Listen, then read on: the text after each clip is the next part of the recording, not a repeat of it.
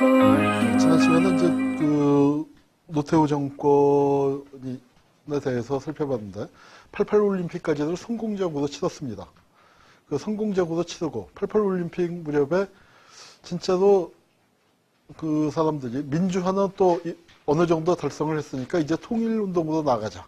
이제 그런 마음도 학생들 속에서 한편으로 있었고요. 그리고 그다음에 민주화의 내용을 심화시키자.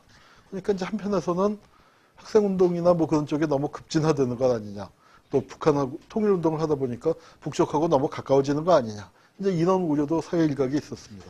그러니까 그런 것들을 다 묻어갖고 결국 어떻게 되냐면은 한국 사회에서 그러니까 이 보수 정권이 이제 올림픽도 끝났겠다 하고 반격을 가하기 시작을 해요. 그 반격을 가하는 시점은 언제쯤이었냐 하면은 89년 3월 달쯤입니다. 3월 달쯤에 문익환 목사님이 평양으로 가셨어요. 그러니까 방북을 하신 겁니다. 비밀리에. 그래서 갑자기 이제 그 성명을 문익환 목사님의 방북을 했다라고 하니까 그 이전까지도 슬슬 올림픽이 끝나고 분위기가 달아오르기 시작을 했습니다. 이게 도저히 두고 볼 수 없다. 보수 쪽에서는 그런 목소리가 나오고 정부 쪽에서도 뭔가 민주화운동을 칠 것이다. 이제 이런 얘기가 나오던 참이었는데 문익환 목사님의 방북을 하면서 그게 이제 하나의 그 전개가 됩니다. 또 한편에서는 그 중요한 게 88년도에 뭐가 있었냐면은 국회에서 청문회를 하죠. 즉 우리가 양김이 분열됐기 때문에 졌습니다. 그런데 국회는 어때요? 지역별로 뽑으니까 양김을 합치면 여전히 노태우를 압도하잖아요. 그러니까 이제 한국에서 대통령 선거 제도가 지역 감정하고 맞물리면서 이상한 현상이 벌어지는 게 뭐냐면 대통령은 당선이 되는데 그때 노태우 대통령이 36%의 지지율로 그 당선이 됐기 때문에 국회에서는 어때요? 절대로 다수 의석을 얻을 수가 없는 거죠. 즉 부산 그러니까 경남 지역과 호남의 그리고 또 충청도는 이제 김종필 씨가 그렇게 하고 있으니까 이 의석 분포에서 확 밀려버린 겁니다.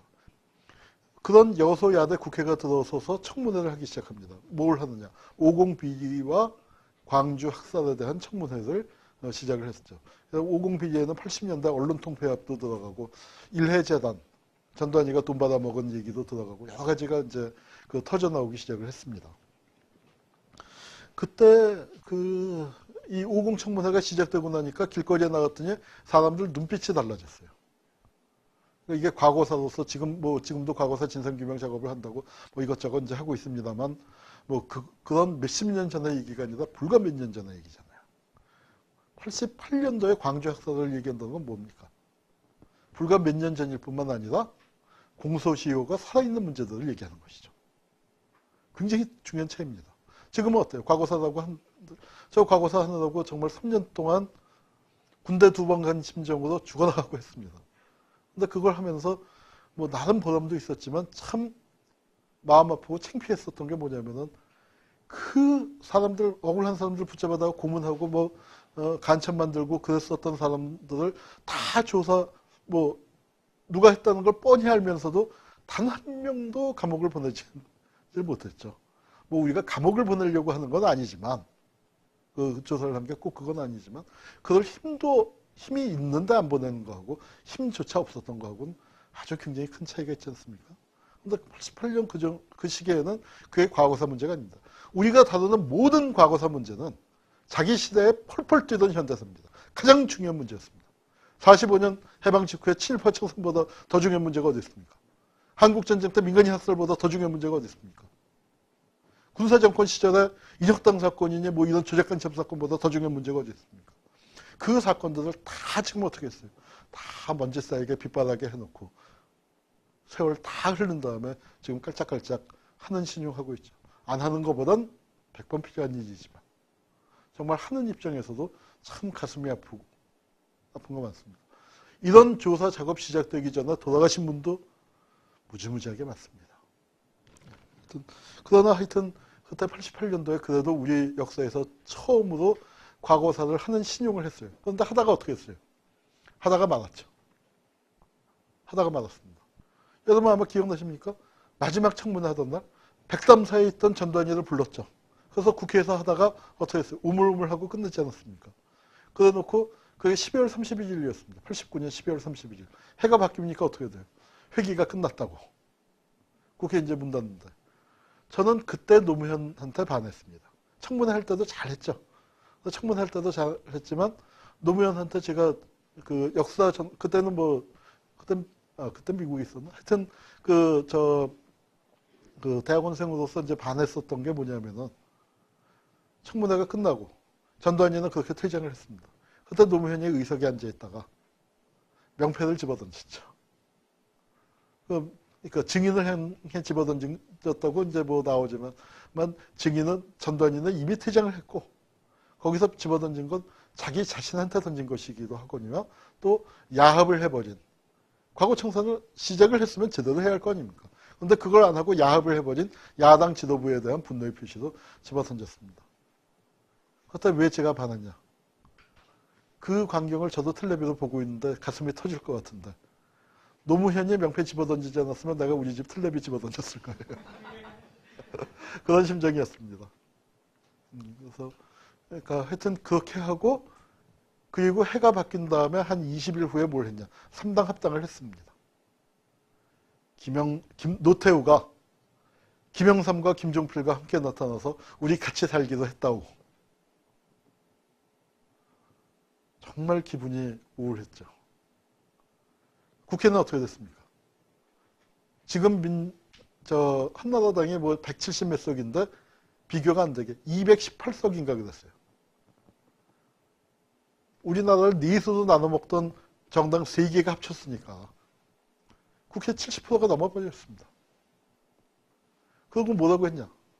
그 당의 이름이 하필 민주자유당이에요. 어디서 많이 듣던 것 같지 않으십니까? 일본에 뭐가 있죠? 자유민주당이 있죠. 자민당이 있는데 우리는 민자당을 만들었습니다.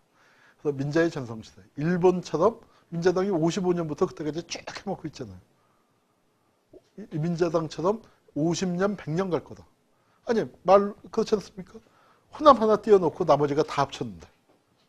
호남 띄워놓고 TK와 PK와 충청이 합쳤는데.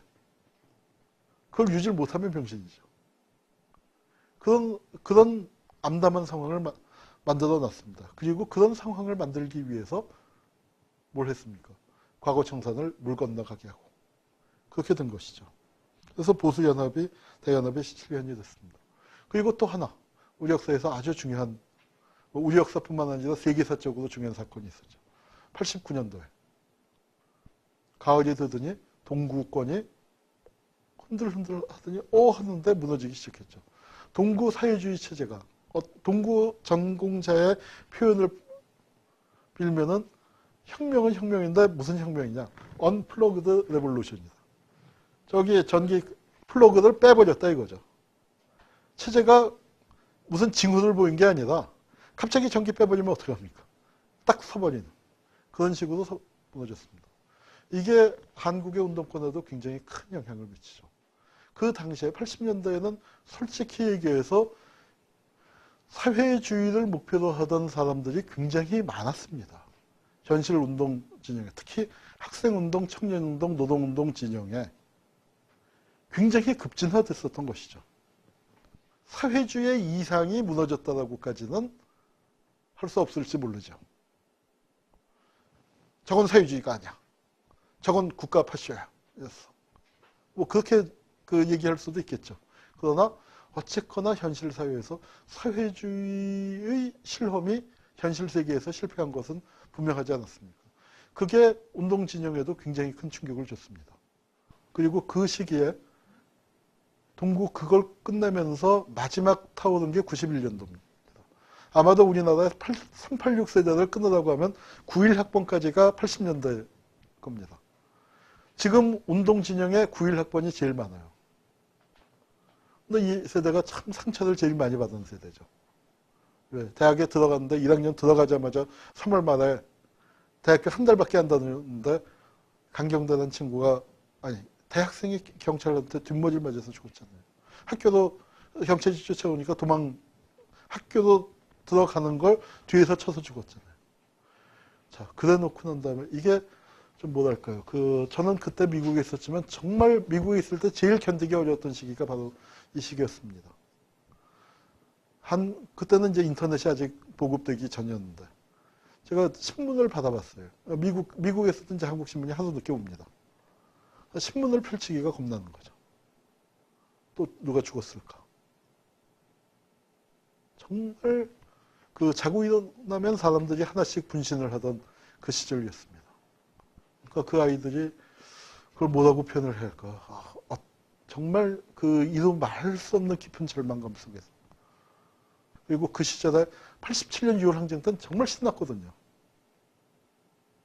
정말 신나게 세상을 바꿔볼 것 같았는데 87년 선거에서 지고 쭉쭉쭉 밀리는 것 같더니 89년도에 동구가 와장창 무너지고 애써 우리가 동구 보고 운동했냐 그렇게 자위를 해보지만 그래도 어딘가 힘이 쭉쭉쭉쭉 빠져나가는데 91년도에 사람이 죽어나가기 시작을 했거든요. 그런 속에서 이제 바로 김지혜가 그러니까 이제 큰 대형 사고를 친 게 바로 그 시점이죠. 김지혜 씨는 생명사상을 하다 보니 그러니까 나중에 이제 본인도 오버했다. 그때는 정말 귀신 울음소리가 들릴 지경이었다. 자기가 정상이 아니었다 했지만 하필 조선일보에다 죽음의 쿠판을 걷어치워라. 그러니까 그런 글을 썼고 이제 하여튼 그런 글에 상처를 받고 심지어 어떤 일이 있었습니까? 유서 대필 사건이다. 정말 말도 안 되는 가슴 아파. 김기설이라는 청년은 저도 안면이 있는 청년입니다. 민청년 활동을 했기 때문에 친하지는 않았지만 그냥 얼굴은 봤었던 친구인 것 같아요. 그 시절에 하도 가명을 썼기 때문에 아마 그 친구인 것 같다라고 짐작을 하는 거죠. 미국에 있었으니까. 근데 그 친구가 자살을 하는데 아니 유서를 자기가 쓰지 않고 자기 친구가 유서를 써서 너 죽어라 하고 말이 안 되는 얘기 아닙니까? 그런데 그 말이 안 되는 얘기가 먹혀들었던 겁니다.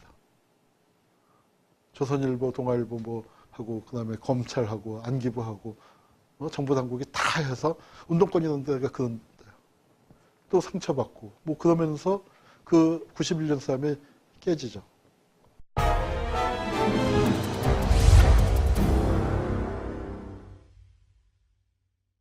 92년 대통령 선거 치르면서 이때 이제 김영삼 씨가 3당 합당을 하고 난 다음에 나름 어려웠죠. 왜냐? 3당 합당이라는 게 한 지붕 세 가족 아닙니까? 민정계가 이제 제일 안방을 썼는데 안방을 내주기 싫을 거 아닙니까? 자기네가 안방을 다시 쓰고 싶을 거 아닙니까? 근데 김영삼이는 안방을 차지하면 안 나갈 것 같으니까 김영삼을 견제할 수밖에 없잖아요. 그게 이제 박철원과 김영삼의 대립으로 나타나는데 그거 세세하게 콜콜하게 할 시간은 없고요. 다만 하여튼 김영삼이 무대뽀로 밀고 나가는 거 잘 우기죠. 민자당이 선거에서 졌습니다. 져서 이제 막 인책 사임을 하려고 이제 선거에서 지니까 민정계에서는 잘됐다 이기회에 김영삼을 물먹이자 하는데 김영삼은 야 우리가 이긴 거다 선언을 하고 의석을 70석을 잃었는데 우리가 선거에서 이겼다라고 우긴 사람입니다. 굉장히 대단한 분입니다. 하여튼 김영삼이 이제 그렇게 우기고 어쨌거나 문제는 뭐냐면은 옛날 민정계나 옛날 군사독재 쪽에다가 가서 뭐랄까요 고스톱에 비유한다면 쇼당을 걸었다고나 할까요? 나한테 대통령 줄래? 아니면은 내가 나가서 판을 깨버릴까? 지네는 지네가 하고 싶어서 김영삼이를 물먹이려고 하는 거잖아요. 나는 나가서 김대중이 내가 나가서 김대중한테 당신 대통령 하시오 하면은 김대중이가 대통령 되는 거야. 내가 대통령 하는 게 나아, 김대중이가 대통령 하는 게 나아. 일종의 그런 걸 부른 거죠. 그러니까 어쩔 수 없죠. 이 민정계에서는 뭘 요구했냐면 내각제 합의를 한 겁니다. 내각 책임제로 돌아가면서 해먹는 걸로. 그러니까 김종필도 돌림천재 한번 돌아올 수 있지 않습니까? 그러니까 김종필도 좋아하고. 근데 내각제도 하면 어때요? 김영삼이는 평생을 대통령 하려고 살아온 사람인데 그래도 헌법이 바뀌어서 5년밖에 못하는 것도 억울해 죽겠는데 내각제인지 하면 1년 반 하다가 물려줘야 하잖아요. 잘해야 2년쯤은. 그러니까 싫어 하고 튕긴 거죠. 그래서 내각제 합의를 김영삼이가 깼지만 김영삼을 깼다고 김영삼한테 너 왜 약속해? 이거 너한테 줄 수 없어. 그게 안 돼서 김영삼이가 이제 대통령 후보가 되고 그 당선이 된 겁니다. 김영삼이가 대통령 당선됐을 때 92년 대통령 선거가 끝나고 저는 그때 미국에 있었습니다만 한국에서 오는 마린이 그땐 길리란 잡지도 있었어요. 그걸 보는데 정말 그 전라도 쪽에 그 깊은 좌절. 그러니까 아마 지금도 그 기억에 나는 인터뷰 기사가 그 술집 아가씨들이 김대중 당선되라고 정말 그 팁 받은 거 그거 몇십만 원씩 그렇게 보냈는데 이재명 우리는 어떻게 해요? 라고. 이제 그것도 전라도에서 뭔가 별 수 있냐? 애 많이 낳자. 뭐 이제 그러고 있다는 참 그 쓸쓸한 그런 기사들 읽었습니다. 그리고 김대중도 정계 은퇴하고, 그 무렵에 정주영도 대통령 선거 나왔다가 이제 정계 은퇴하고, 그런데 김영삼이가 하여튼 당선이 됐고 취임을 했습니다. 김영삼의 취임을 문민정부라고 불렀죠. 노태우 때는 육공화국이라고 불렀는데 우리가 뭐라고 했냐면 저게 군사정권에 물탄 거죠. 노태우 별명이 물태우였습니다. 물르다고 해서 물태우도 있지만 5공화국에 물탄 거 아니냐. 저걸 6공화국이라고 불렀는데 우리가 5.5공화국이라고 많이 했습니다. 내각의 절반이 5공 때 장관하던 사람이고 노태우의 출신도 그렇고 선거 자금 다 전두환한테 다 받았고 그러니까 뭐가 다른 거냐. 다만 물러졌다. 본질은 똑같은데 좀 말랑말랑해진 거 아니냐. 이제 그랬었습니다. 근데 이제 김영삼은 문민정부가 되니까 참 헷갈렸습니다. 지금도 헷갈리는 문제예요. 김영삼이가 민주화 된 거냐 아니냐. 그러니까 우리 갓기도형 민주화라고 제가 말씀드렸죠. 대한민국은 민주화 된 것도 아니고 안 된 것도 아니다. 그랬을 때 김영삼을 민주화 된 걸로 봐야 합니까 아닙니까? 전두환 노태우에 비하면 엄청 민주화 된 거죠. 그러나 우리가 생각하는 그 기준에 따르면 또 아닌 거죠. 그래서 하여튼 우리가 아직까지 했는데 정말 재밌는 현상이 벌어졌습니다. 김영삼의 인기가 하늘을 찌솟은 겁니다. 한창 때는 인기가 90%가 넘었어요. 서태지보다 인기가 좋았습니다. 진짜입니다. 정치인으로 그건 무슨 얘기냐. 김대중을 찍은 사람도 다 김영삼을 지지했다는 얘기입니다. 김영삼의 초기에. 근데 이 양반이 깜짝 쇼를 많이 했죠. 그러니까 특히 이제 저런 부분 하나회를 날렸습니다. 어느 날 갑자기 아침 신문을 딱 봤는데 그날 새벽인가에 뭘 했냐. 육군 참모총장하고 특전사령관을 잘라버린 겁니다. 기무사령관하고. 그러니까 보안사령관하고. 그러니까 군 요직을 한 칸에. 그리고 그날 수석 비서관 회의에 와서 대통령이 탁 와서 비서관들한테 한 첫마디가 뭐냐. 놀랐지? 놀랐지? 근데 정말 사람들이 기분 좋게 놀랐죠. 야, 우린 김영삼이를 전두환 노태우하고 야합한 놈 아니냐. 민자당 만들기 그거 아닙니까? 어떻게 광주 학살의 주범하고 야합을 하느냐. 이제 그걸로 부정적으로 생각을 했는데 김영삼이가 개혁을 하는데 잘하는 것 같아요. 처음에. 군대 하나회 출신들 날리고 그리고 또 뭐 했습니까? 공직자 재산 공개하고 금융실명제하고 금융실명제 하니까 어떻게 돼요? 우리나라에서 그전까지는 현금 제일 많이 갖고 있던 사람이 누굽니까? 네? 정주영이요? 정주영보다 몇 배 더 현금을, 몇십 배 더 가진 사람이 있었습니다. 홍길동. 은행에 가면은, 그러니까 차명계좌 제일 많은 게 홍길동이에요.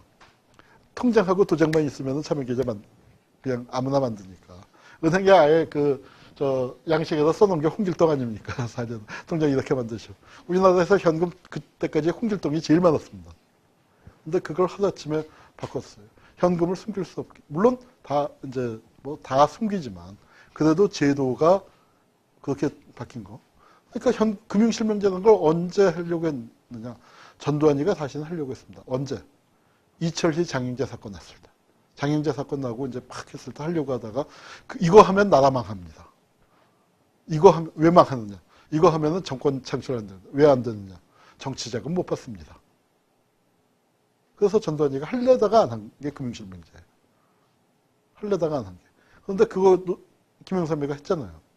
그러니까 그런 부분들 같은 경우는 확실하게 하나의 숙청이라든가 금융실명제라든가 공직자 재산 등록과 공개라든가 이런 부분들을 정말 모든 사람들이 바라던 그리고 또 안기부 역할을 축소했지. 긍정적인 변화들이 생겨났습니다. 야, 잘한다. 근데 딱 거기까지 했던 것 같아요. 역시 좀 철학이랄까 원칙이랄까. 이회창 씨가 80년대에는 좋은 사람이었습니다. 그만하면. 전두환 정권이 하도 인기가 없었기 때문에 누군가 좀 괜찮은 사람을 앉혀야 한다. 그건 박철원이 회고록에 나옵니다. 그래서 사법부에서 괜찮은 이회창을 44살짜리 고등법원 부장판사를 대법원 판사로 올린 겁니다. 그런데 이회창 씨가 그 무렵에 실력이 있었고 그 다음에 고든 성품이었기 때문에 그리고 사법부에 들어가서 인권 옹호를 하는 판결들을 많이 했어요. 소수 의견이었지만. 그래서 이제 그렇게 해서 이미지가 좋았죠. 그리고 실제 중에 그 시절 기준으로는 좋은 역할들을 했고. 근데 아마도 김영삼 입장에서는 사실은 대법원장을 시키는 게 맞는데 대법원장을 시키기 싫으니까 감사원장을 시킨 겁니다. 그래서 감사원장을 시켰다가 상황이 위급해지니까 총리를 시켰어요. 총리 시킨 것까지는 좋아요. 그런데 우리나라는 원래 헌법이 어떻게 됐냐면 원래 헌법이 내각 책임제 헌법으로 만들었습니다. 그걸 이승만이가 목리를 부리는 바람에 갑자기 대통령 중심제로 고쳤거든요. 그래서 갑자기 고친 헌법이라서 실은 내각 책임제적 요소가 많아요. 그래서 총리의 권한이 굉장히 셉니다. 미국은 어때요? 대통령 중심제 국가에서 아예 총리가 없잖아요. 우리는 총리가 있고 그 권한이 있단 말이에요. 그 권한을 총리가 돼서 이회창이 법률가 출신 아닙니까? 또 실제 총리 권한을 행사하겠다. 우리나라 총리는 뭡니까? 대독 총리라고 그랬죠. 대통령의 축사를 대독. 그래서 그거 제일 잘하는 사람이 추기합니다. 전두환이가 추기한테서 볼 거는 대독하는 그 솜씨 하나만은 주겠다. 목소리와 톤과 무게와. 자, 그런데 이회창이 자기는 대독 총리 안 하겠다고 무슨 안보장관 회의 그거 총리한테 보고하시오. 헌법에 총리의 권한에 들어있는 항목이고 그거 행사했더니 바로 청와대에서 이회창을 날려버렸죠. 그게 이회창이 앉혀놓고 128일 만인가 넉 달 만에 날려버렸습니다. 거기서부터 이제 삐끄덕삐끄덕하기 시작을 하더니 걷잡을 수 없이 몰락을 했어요.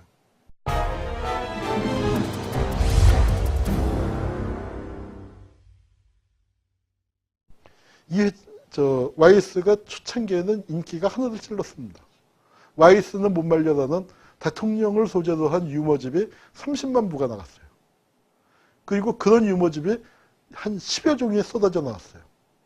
그래도 다 10,000부, 20,000부 다 나가고. 진짜 인기가 좋았습니다. 어디서 인기가 좋았냐? 김영삼을 정작 찍었던 사람들은 쟤 너무 나가는 거 아니야? 그런데 김영삼을 안 찍었던, 김대중 찍었던 사람들이 다 지지했습니다. 그런데 삐그덕 하기 시작을 했죠. 그리고 어디서 걸렸냐? 김영삼의 실권을 아들한테 맡겼습니다. 김영삼이가 늘 하던 얘기가 있어요. 정치인이 머리는 빌릴 수 있다. 근데 건강은 빌릴 수 없다. 맨날 조깅하고 수영했습니다. 맨날 조깅하고 수영했어요. 그리고 정치인이 건강은 빌릴 수 없다는 말 맞습니다. 머리는 빌릴 수 있다는 말도 맞습니다. 그런데 정말 그 김영삼을 보면서 제가 깨달은 게 있습니다. 어떤 놈 머리를 빌릴까 하는 머리는 지 걸로 달고 있어야 한다. 근데 아니 그렇잖아요. 하필 그렇게 해갖고 망하기 시작했습니다. 김현철이가 제 또래예요. 저보다 한 살만 나 동갑인가 그래요. 근데 그때 뭐 34살짜리 대학원생이 소통령이 된 겁니다. 안기부 보고서, 청와대 비서실장 보고서 이런 게 다 김현철이 책상으로 올라가고 김현철이가 인사를 다 하는 거예요. 뭐 이제 이렇게 돼버리니까 그 세상이 이제 우지끈뚝딱 하고요. 그 무렵에 그 농담이 뭐냐면은 그 김영삼의 청와대 칼국수가 유명했죠. 근데 대통령 혼자 칼국수 먹고 있다. 아들이나 측근들은 다 스테이크 먹고 있는데 이제 그런 그 우스갯소리가 그 돌기 시작했고요. 김영삼이 그 사람들이 이제 그 김영삼의 단점이 드러나기 시작하니까 과단성 있게 깜짝 쇼였지만 처음 몇 달 그리고 김영삼 또 그 취임할 때 취임사가 주겠습니다. 어떤 동맹보다도 동맹이 아무리 좋아도 민족보다 좋을 수는 없습니다. 어떤 사상이나 이념이 아무리 훌륭한 사상이나 이념이 있어도 민족보다 좋을 수는 없습니다. 그러니까 통일 문제에 대해서도 더 진보적인 얘기를 할 수 없잖아요. 그 얘기를 김대중이나 노무현이 하면 어떻게 돼요? 저런 빨갱이. 근데 김영삼이가 하니까 김영삼이도 빨갱이 소리 들었죠. 왜? 그냥 한한상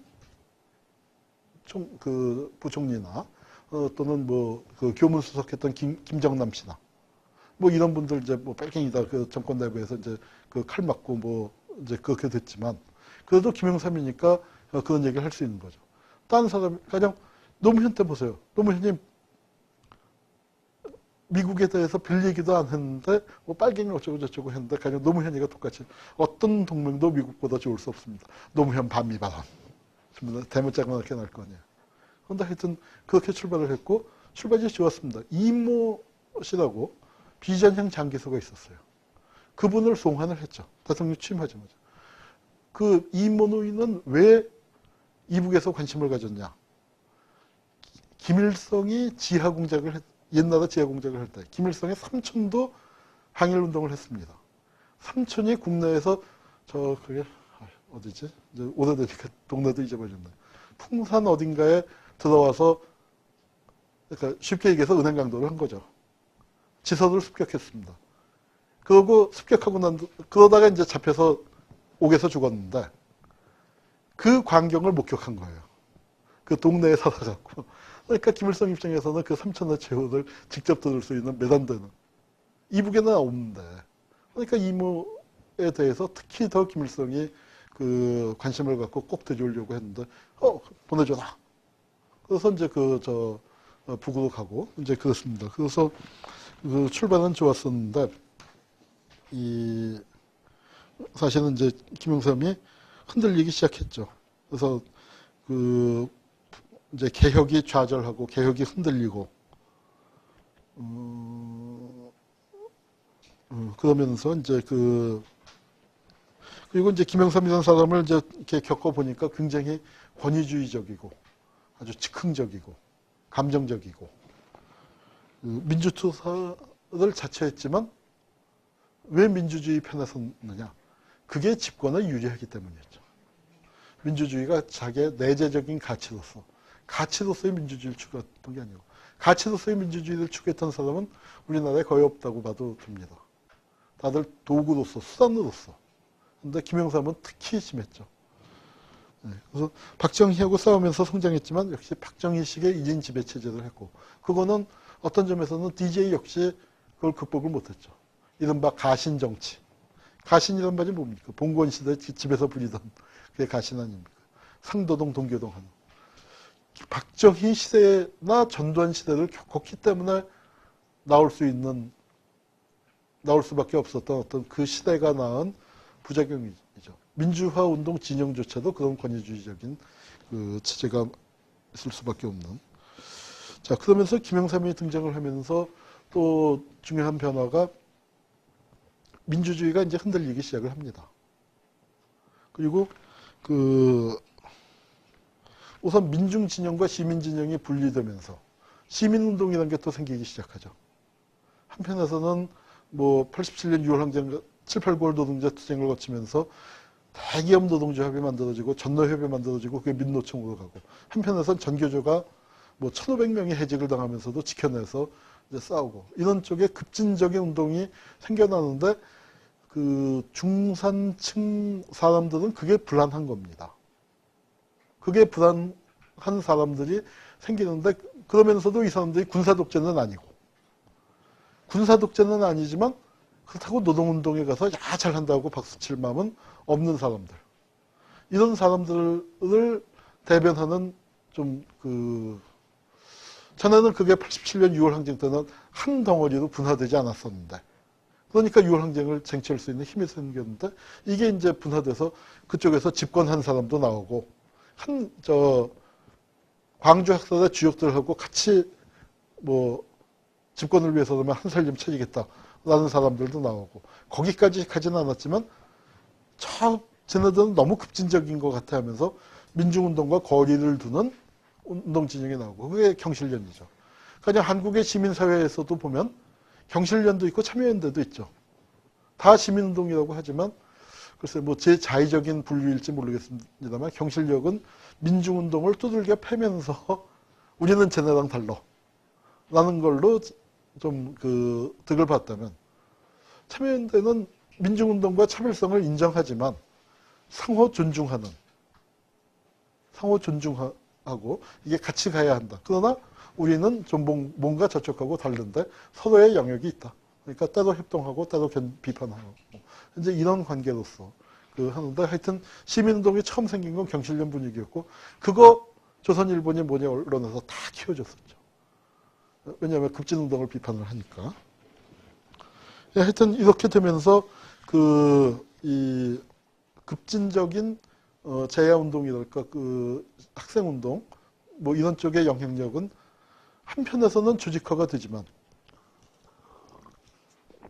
또 한편에서는 영향력이 점점 축소되어가는 이제 그런 과정을 겪었습니다.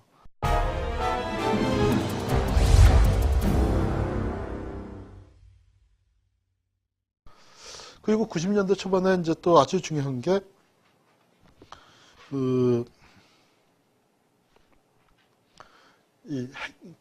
북한 핵 위기가 시작이 되죠. 80년대까지는 핵 문제가 어땠습니까? 한반도에. 북이 핵이 있었나요? 북은 핵이 없었죠. 한반도에는 핵이 있었습니까? 있었죠. 얼마나 있었습니까? 지금 북은 뭐 3발이다 5발이다 그러고 있죠. 여기는 적을 때 600발, 많을 때 한 1200발. 미군 핵무기가 한반도에 엄청난 양으로 주둔하고 있었습니다. 그게 북을 겨냥했습니까? 북이 아니라 소련을 겨냥했었죠. 소련의 핵무기를 상대로. 그래서 우리는 그걸 해구산이라고 불렀지만 사실은 어떻습니까? 소련 애들은 어때요? 미국에게 핵기지를 제공하고 있는 나라들은 소련 핵무기가 다 공격 목표로 삼고 있다. 그래서 소련 얘기하니까 우리는 사실은 그 소련 핵무기의 공격 목표가 되어 있었던 거죠. 그런데 이게 아버지 부시가 동서냉전이 끝나고 난 다음에 소련이 무너지고 나니까 그 핵무기를 빼기 시작을 하죠. 그런 상황에서 이북이 핵개발 의혹이 제기되기 시작합니다. 핵무기 싸거든요. 한 방을 갖춰놓고 있으면 이걸로 내가 누굴 치겠다는 아니지만 날 치기만 해봐 같이 죽자. 더군다나 미군은 어때요? 한반도에 서울에만도 몇만 명이 살고 있지 않습니까? 미국은. 그러니까 이북 입장에서는 경제가 어렵고 동구가 무너지고 그런 상황 속에서 군사적인 부담은 점점 커지고, 남과 북이 똑같이 군비를 써도 1인당 부담이 어떻습니까? 북이 2배일 수밖에 없잖아요.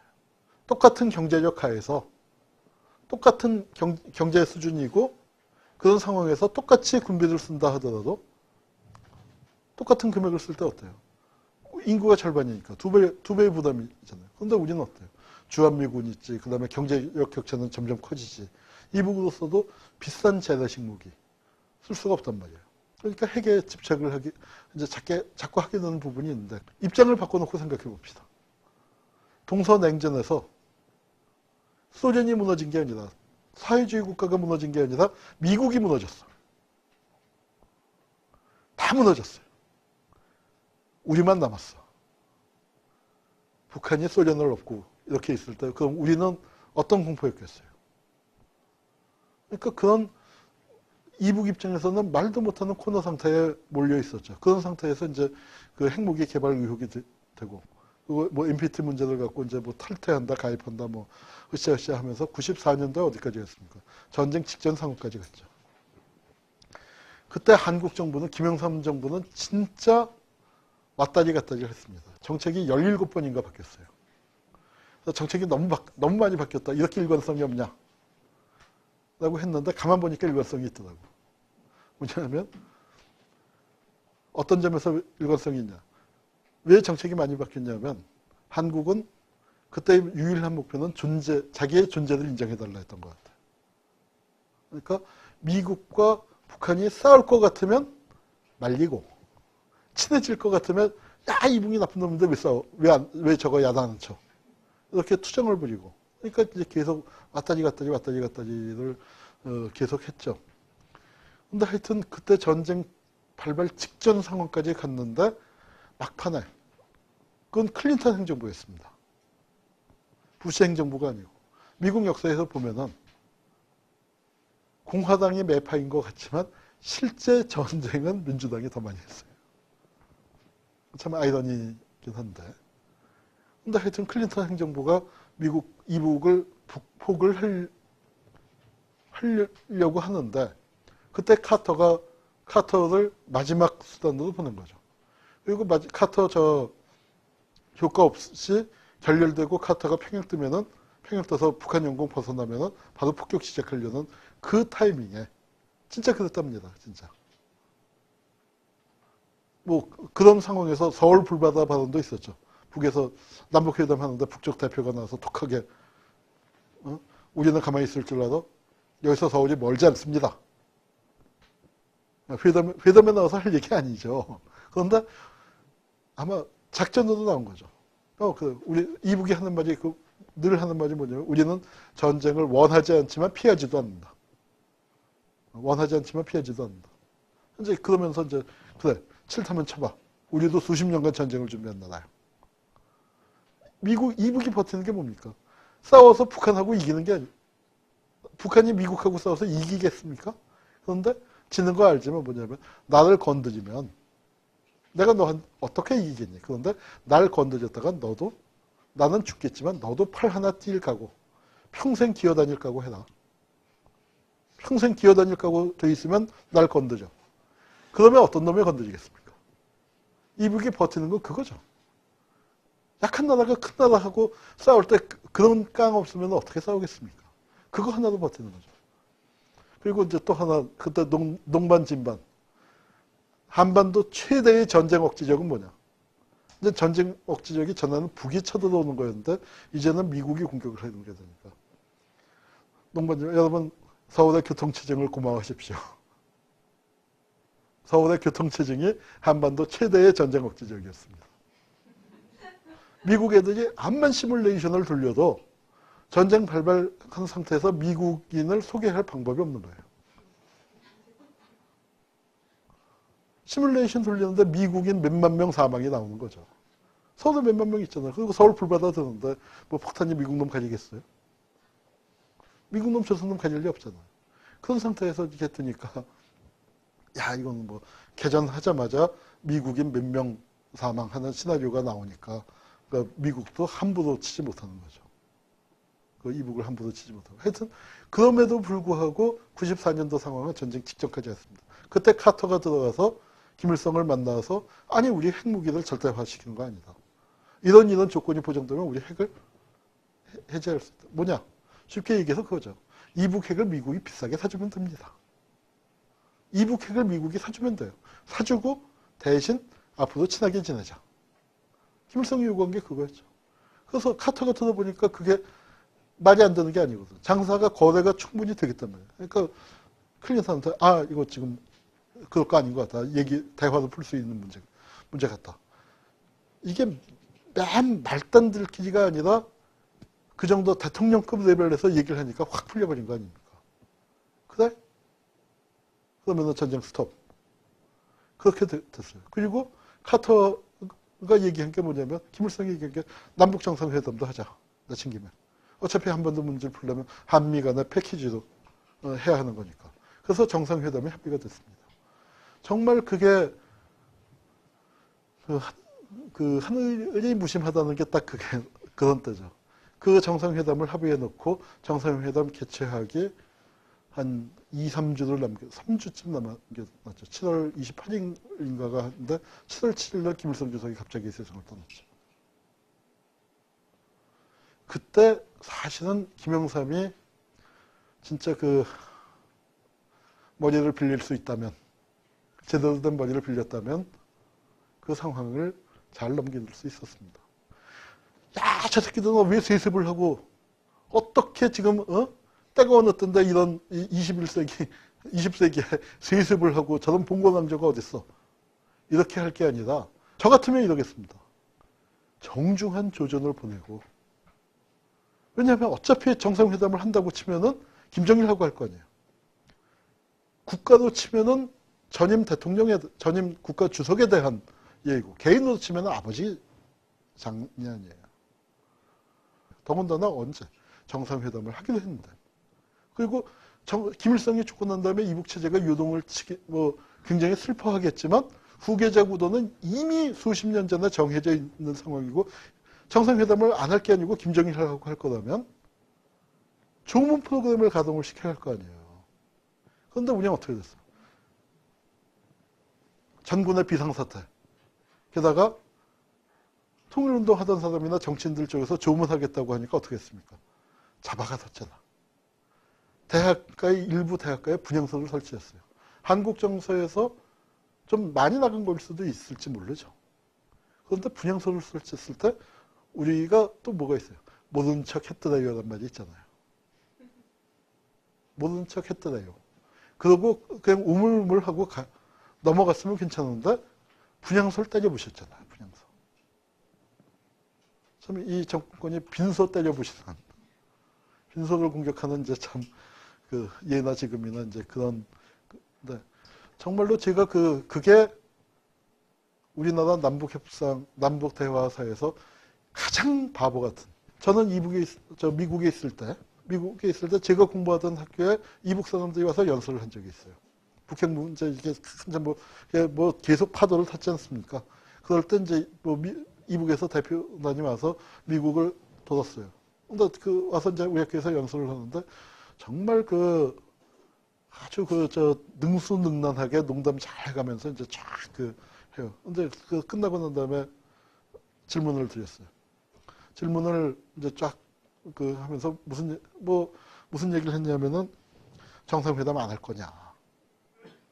남북관계 풀어야 하지 않느냐. 당신들 입장이 뭐요? 이렇게 미국에서만 할 게 아니고, 그리고 남쪽이 어떻게 하면 대화하겠어. 했더니 정말 그 전까지 능수능란하게 얘기하던 사람이 표정 딱 굳어지더니 정색을 딱 하면서 한마디 딱 하더라고요.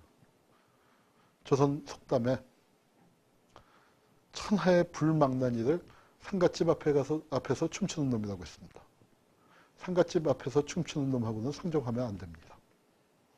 정말 찬바람나게 딱 그러더라고요. 그러니까 이제 남북 대화가 그렇게 깨진다. 남쪽에서는 그게 뭐예요? 임수경이 북한 갔을 때 한겨레 신문에 나온 만화 중에서 제일 재밌었던 게 뭐냐면, 그러니까 이제 기관원을 그때 이제 불독처럼 그려놓잖아요. 임수경이 앉혀놓고 이제 다그치는 거예요. 그러다가 통일되면 너 책임질래? 통일되면 책임질래? 우리 사회에 통일을 싫어하는 사람들이 많이 있습니다. 우리에서 오는 통일을 외치는 사람들이 많을 것 같지만 실은 통일을 겁내고 싫어하는 사람들이 많이 있죠. 그 세력이 하는 새에 갑자기 남북 정상회담이라는 상황이 조성이 됐잖아요. 그리고 미국은 클린턴은 조의를 표했습니다. 거기에 미국 보수층이 쫙 하니까 클린턴이 씩 웃으면서 한마디 했죠. That's diplomacy. 야, 그런 게 외교야. 그게 외교야 하다고 한마디로 그냥 착 주겠죠. 근데 우리는 어떻게 됐냐면 그 상황을 박홍 등을 비롯한 보수파가 확 들고 일어나서 김일성 전범을 갖다가 뭐 어쩌고저쩌고 하면서 김일성 조문하자고 하던 놈들이 빨갱이들이다. 뭐 해서 잡아들이고 뭐 그렇게 되니까 남북관계가 깨졌고, 그게 94년에 하기로 했던 게 사실은 그때 했어야 하는데 어떻게 됐습니까? 미뤄진 거죠. 김영삼 정권은 어떻게 했냐면 이북놈들 이제 게다가 김일성까지 죽고 자연재해까지 겹쳤으니까 곧 망할 것이다. 망한다. 저거 왜 안 망하지? 망해야 하는데. 이러면서 세월 보낸 거고, 이북대로 저런 놈들하고는 절대로 상종 안 한다. 그렇게 하면서 시간이 흘렀고 김영삼이 물러났죠. 그런데 김영삼이가 물러날 때 뭐 했습니까? IMF 위기가 터졌잖아요.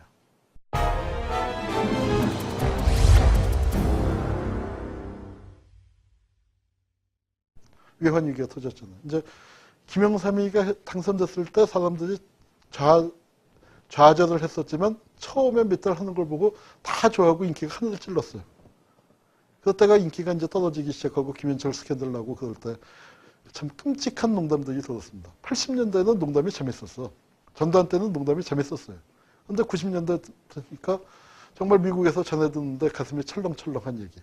와이스는 못 말려 같은 건 재미있는 농담들이 실렸다가 어떤 농담이 생기냐니까 부산에 가니까 손가락이 득식을 쓰레기통마다 손가락이 득식을 하다. 무슨 얘기였더니 이 손으로 찍었어 하고 이 손으로 찍었어 하고 잘라버리고, 그러고 조금 지나니까 눈알이 득식을 하다 이거. 내가 눈이 삐었지 하고 다. 그러니까 이제 이런, 그러니까 우리 손으로 대통령을 뽑아놓고 좋아했는데 결과가 이렇게 되더니 급기야는 뭐 세계화 막 추진하고 뭐 신자유주의 받아들이고 뭐 하더니 어떻게 됐습니까? 이제 외환 위기가 닥쳤잖아요. 외환 위기가 닥치고 이제 퇴임을 할 때 그때 나온 농담, 아주 쓸쓸한 농담. 김영삼의 최대 업적이 뭐냐? 남북한의 소득 격차를 획기적으로 줄였다. 네, 그리고 이제 쓸쓸하게 김영삼의 시대가 마무리됐습니다. 김영삼 시대 90년대나 뭐 문화적 변화도 대단히 중요한 의미를 갖는데, 그거는 2000년대의 어떤 그 새로운 현상을 얘기할 때 같이 얘기할까 합니다. Time stops when I'm falling for you.